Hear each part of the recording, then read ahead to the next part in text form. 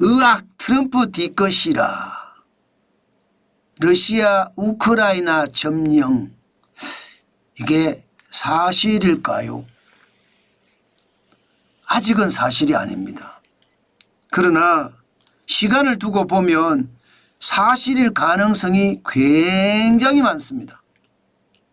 왜냐하면요, 트럼프 대통령하고 젤렌스키 우크라이나 대통령이 삿대질을 해가면서 그야말로 싸웠잖아요. 그러면서 트럼프와 벤스 부통령이 젤렌스키를 모욕하면서 윽박지르기까지 했습니다.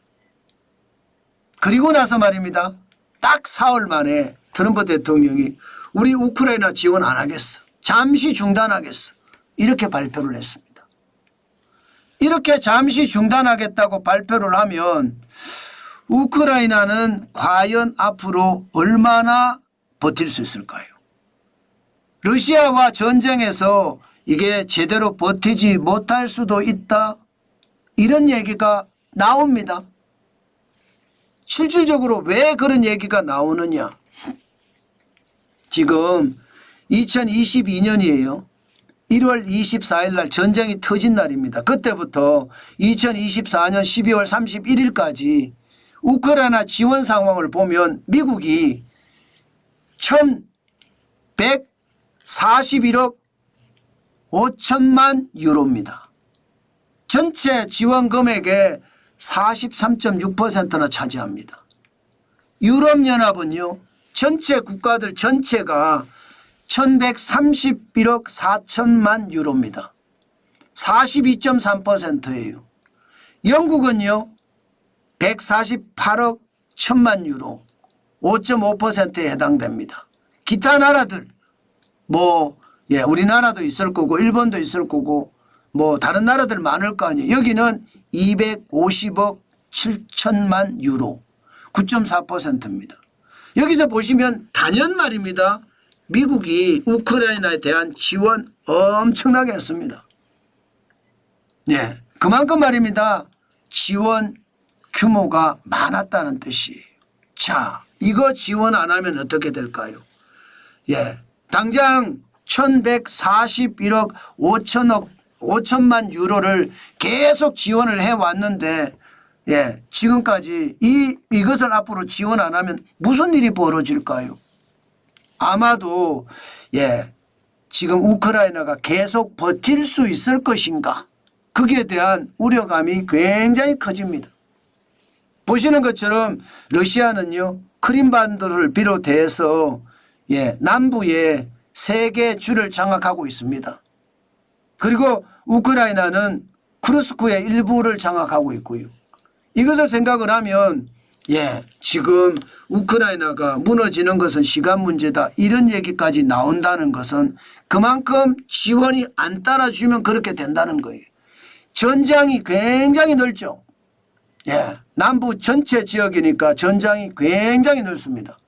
이렇게 전장이 넓은데 여기에 군비는 엄청나게 들어갈 거 아니에요. 그런데 이게 유럽이 계속 그러면 부담을 하면 되지, 2배로 부담을 하면 상관없잖아, 이렇게 이야기할 수 있을 거예요. 그런데 유럽이 부담하기가 쉽지 않아요. 지금도 유럽은요, 유럽의 부담이 42.3%나 되는데 이거 허덕허덕하고 있거든요. 왜? 미국은요, 유럽보다 더 많이 지원하는데도 지원 규모를 보면 GDP 대비 0.5%에 불과합니다. 그러나 독일은 현재까지 0.7% 부담을 했고요. 네덜란드는 1.0%, 덴마크는 2.4%까지 부담을 했습니다. 앞으로 유럽의 재정이 탄탄하고 좋다 그러면 계속 지원을 할 수 있겠죠. 그러나 지금처럼 말입니다, 이렇게 GDP 대비 부담액이 계속 커지면 불가능합니다. 지원 계속 못합니다. 지원을 계속 못하면요, 무너지는 것은 시간 문제다, 이렇게 생각이 되는데 당장 전선에서 러시아한테 바로 밀려서 우크라이나가 점령당하거나 그렇게까지는 되지 않을 겁니다. 그렇지만 이제 미국이 지원한 무기의 재원이 떨어지는 거예요. 재고가. 다연장 로켓 발사 시스템 5억 8,800만 달러를 지원했는데 이거 지원 안 한다. 국사포 9억 7,700만 달러 지원했는데 안 한다. 방공 시스템 15억 1,300만 달러 지원했는데 안 한다. 탱크 6억 3,400만 달러 지원했는데 안 한다. 장갑차 6억 6,900만 달러 지원했는데 안 한다.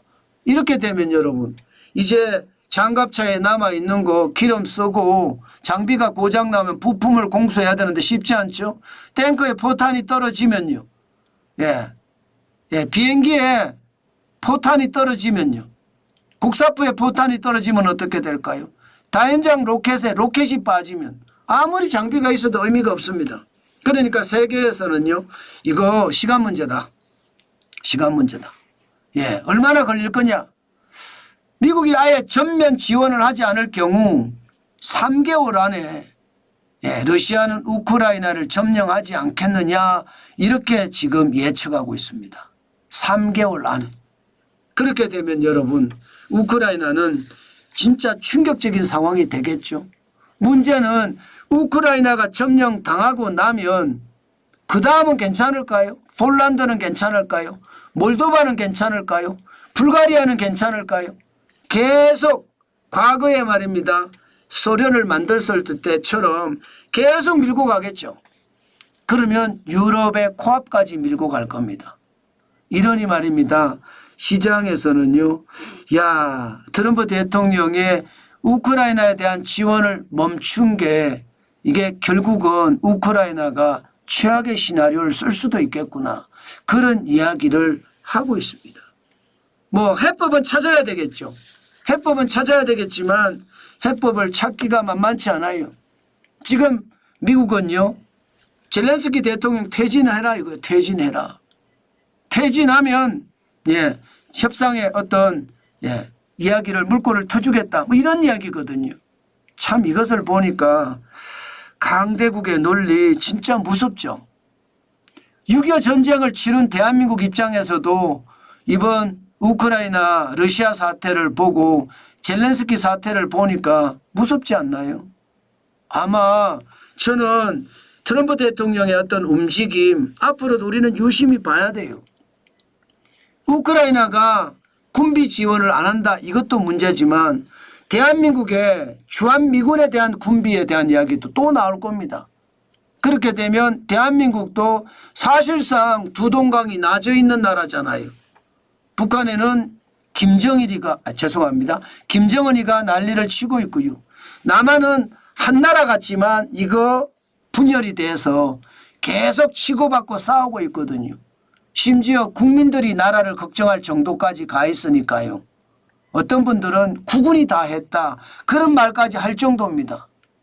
그 정도로 우리도 상황이 심각해졌어요. 이런 상황에서 또 트럼프 대통령이 한반도에 관여하기 시작을 해서 이게 마치 우크라이나 다루듯 대한민국을 다루면 우리는 어떻게 될까요? 우리도 누란 지위의 위기가 찾아올 수도 있다. 저는 그렇게 생각합니다. 지금 자체로 말입니다. 충분히 위기가 크다 이렇게 생각을 해요. 지금 대한민국은 리더십이 없잖아요. 누군가 통제할 사람이 전혀 없잖아요. 그러니까 심각한 상황이 우리나라에도 우크라이나처럼 온다. 그래서 제가 반면교사를 삼아야 된다. 그런 측면에서 여러분들에게 말씀을 드리는 겁니다. 우크라이나 지금 앞으로 운명이 어떻게 될지 그들도 막막할 겁니다. 한 손에는 안보라는 칼을 들고 있고요. 다른 한 손에는 통상이라는 칼을 들고 지금 트럼프 대통령은 무자비하게 휘둘고 있거든요. 무자비하게. 마치 말입니다. 자유진영의 적국이든 아니면 동맹국이든 상관없습니다. 미국만 아니면 됩니다. 그러면 우리나라에 다가올 수 있는 그 위험도 저는 굉장히 높아질 수 있다. 이런 생각도 해봅니다. 이럴 때일수록 우리가 단합을 해야 되는데 우리는 단합을 못하고 있으니 참 답답할 따름입니다. 진짜 답답할 따름입니다. 나라는 누란 지위에 있는데 권력자들의 욕심은 내가 대통령이 되겠다 이런 사람들만 많아지고 있으니까 한심할 노릇이죠.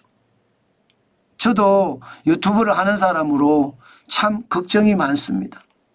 예, 그만큼 말입니다. 우리나라가 심각한 상황에 놓일까 봐 두렵습니다.